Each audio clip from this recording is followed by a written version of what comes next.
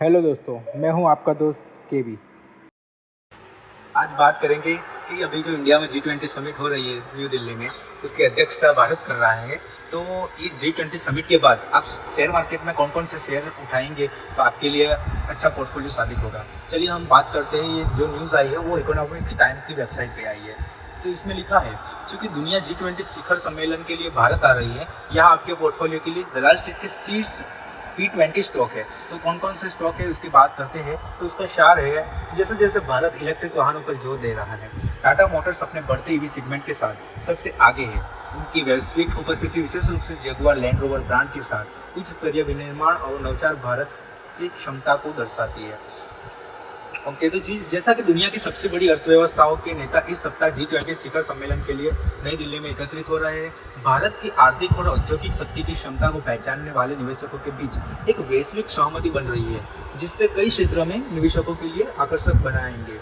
तो जो P20 मतलब 20 पोर्टफोलियो है, आपका जो पोर्टफोलियो में G20 शेयर होने चाहिए उसकी हम बात करेंगे। तो क्योंकि भारत की विकास कहानी जो कि बड़ी अर्थव्यवस्थाओं में से सबसे अच्छी है, तो G20 की अध्यक्षता के साथ व्यापक ध्यान और सराहना मिल रही है भारत को। तो कौन कौन से शेयर है उसकी बात करेंगे। तो पहला हमारा जो पोर्टफोलियो में होना चाहिए वो है इन्फोसिस। तो आईटी क्षेत्र अपनी वैश्विक शक्ति का प्रदर्शन करने में भारत का प्रमुख रहा है। इन्फोसिस और टीसीएस जैसी कंपनियां G20 में डिजिटल चर्चाओं के अनुरूप डिजिटल समाधान, आईटी सेवाओं और सॉफ्टवेयर विकास में देश की ताकत को दर्शाती है। इसलिए ये इन्फोसिस बहुत बढ़िया कंपनी है।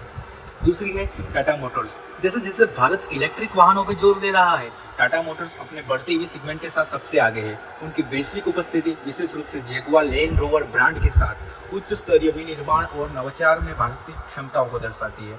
और तीसरा स्टॉक है TCS. TCS Tata consultancy service. Infosys की तरह टीसीएस भी टेक्नोलॉजी की दुनिया में भारत की सबसे ताकत को दर्शाती है। उसके बाद चौथा एक शेयर है JSW स्टील। तो ग्रीन स्टील और डिकार्बनाइजेशन पर ध्यान देने के साथ JSW स्टील भारत के अग्रणी स्टील उत्पादकों में से एक है। देश के धातु क्षेत्र के टिकाऊ दृष्टिकोण का प्रतिनिधित्व JSW स्टील करता है। उनके वैश्विक अधिग्रहण और उद्यम वैश्विक धातु बाजार में भारत के बढ़ते पद चित्र का भी संकेत देते हैं। पांचवा है डॉक्टर रेड्डीज लेबोरेटरी। तो डॉक्टर रेड्डीज लेबोरेटरी की बात करें तो डॉक्टर रेड्डीज लेबोरेटरी विश्व की फार्मेसी के रूप में भारत की भूमिका का प्रतीक है। वैश्विक रूप से वैश्विक स्वास्थ्य चर्चाओं और हालिया महामारी में भारत के फार्मास्यूटिकल उद्योग ने विभिन्न देशों को सस्ती दवाई और टीके उपलब्ध कराने में महत्वपूर्ण भूमिका निभाई है। छठा शेयर है रिलायंस इंडस्ट्री। तो हरित ऊर्जा परिवर्तन और G20 में चर्चा से भारत की हरित ऊर्जा का पहल और स्वच्छ ऊर्जा उत्पादन में शामिल कंपनियों को लाभ होने की उम्मीद है। हरित ऊर्जा और स्थिरता पर ध्यान देने वाली रिलायंस इंडस्ट्री जैसी कंपनियों को लाभ मिल सकता है। सातवां है टाटा पावर। तो इंडिया का लक्ष्य 2030 तक 500 गीगावाट और जीवाश्म ईंधन आधारित क्षमता हासिल करना है, मतलब ग्रीन एनर्जी प्रोड्यूस करना है, जिसमें हरित ग्रिड और नवीनीकरणीय ऊर्जा पर जोर दिया जा रहा है। तो भारत में ये जो टाटा पावर जो कंपनियां हैं ये इस सेक्टर में बहुत अच्छा प्रदर्शन कर रही है।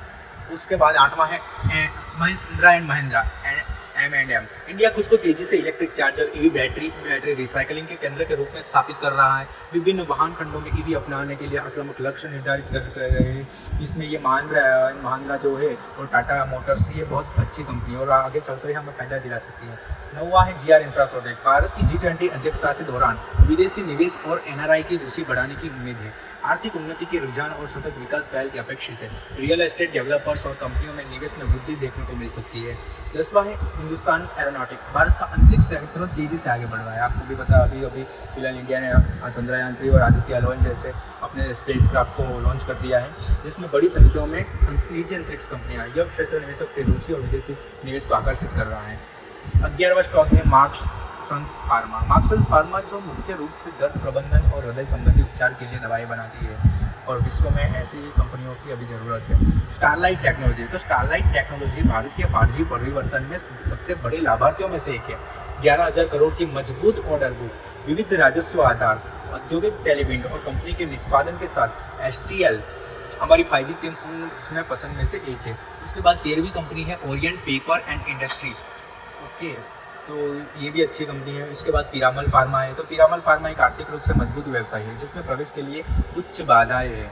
ओके, उसके बाद 15वां स्टॉक है वर्षा उद्योग। तो रेन इंडस्ट्री एल्यूमिनियम के लिए कच्चे माल के रूप में उपयोग की जाने वाली सामग्री की दुनिया में सबसे बड़े उत्पादकों में एक ये वर्षा उद्योग है। उसके बाद 16वीं कंपनी है शिवालिक बायोमेटल कंट्रोल्स। ओके, 17वीं कंपनी है वारी एनर्जी। तो वारी एनर्जी की बात करें तो 11 गीगावाट की वर्तमान क्षमता के साथ वारी भारत की सबसे बड़ी और सौर पीवी मॉड्यूल विनिर्माण कंपनी है। ये मानते हुए कि 2021 में क्षमता केवल 2 गीगावाट थी। बढ़ती मांग और स्वस्थ ऑर्डर बुक के कारण उसने अपनी क्षमता में तेजी से वृद्धि की है। उसके बाद 18वीं कंपनी है उषा मार्टिन, फिर 19वीं है गोकुल दास एक्सपोर्ट्स एंड लास्ट हमारी जो टॉप 20 पोर्टफोलियो में होनी चाहिए उसमें एक कंपनी है सेटम इलेक्ट्रॉनिक्स। तो सेटम इलेक्ट्रॉनिक्स की बात करिए बहुत अच्छी कंपनी है। एरोस्पेस सुरक्षा, अंतरिक्ष परिवहन, स्वास्थ्य देखभाल इत्यादि के सेगमेंट में ये जो कंपनी अभी उपस्थित है।